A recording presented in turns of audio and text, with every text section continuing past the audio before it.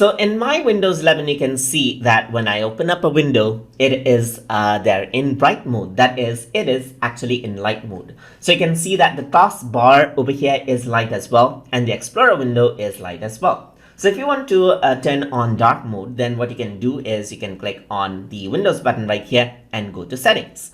Alternatively, you can also go around and go to find and type in settings right here to access settings as well if you don't find it pinned onto the start menu. So now what I'm going to do is to change the theme of the window to dark mode from light mode. You need to go to personalization option, and once you go to personalization option, you can go to colors right here, and here you can see light is actually turned on.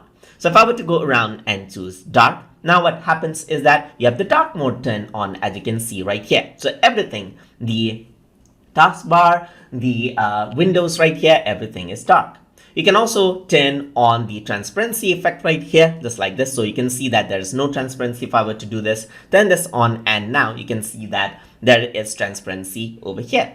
So now you can also go around over here and go to custom. So what this allows you to do is it says choose your default window mode right here. So you can go for a light window mode right here, where the start menu and everything, it is light, as you can see, while the applications that you open are dark, as you can see. You can also do an alternate of this. So you can choose the window mode to be dark and choose the app mode to be light over here as well. So now you can see that the window, the start menu is dark right here, and the window itself is light. So you can also go around and choose according to how you like it, as you can see. You can even choose different accent colors right here, as you can see.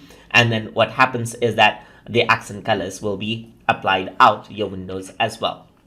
But I'm just going to go around right here and choose the light theme right here, because that is the default right there as well. So that is how you can change the light mode to dark mode, and dark mode to light mode, and then choose alternative options for Windows and then for a system inside of Windows 11. So hope you guys learned something as always. And as always, please like, comment, share, and subscribe.